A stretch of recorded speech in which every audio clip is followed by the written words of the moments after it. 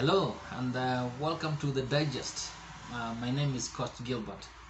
So today's lesson is something that we do for a number of us every day, and this is what we call procrastination.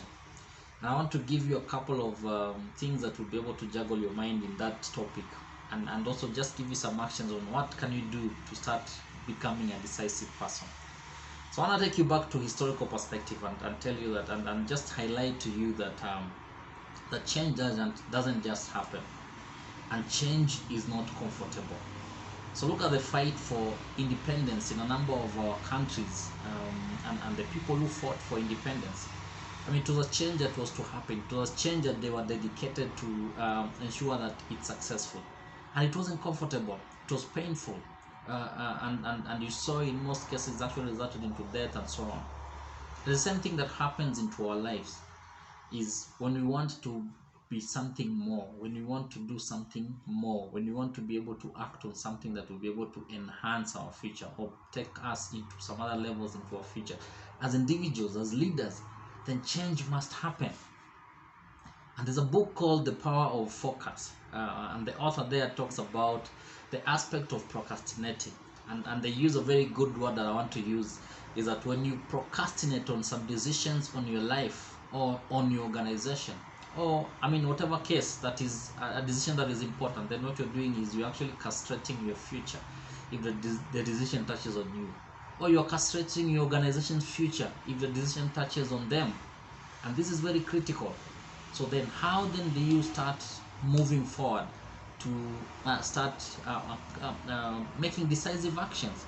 And number one is for you to be able to start thinking clearly. Think about the decision that you want to make. Think through it. Is it a decision that is important to me? Is it something that will add value to your life or into the people that the decision will affect?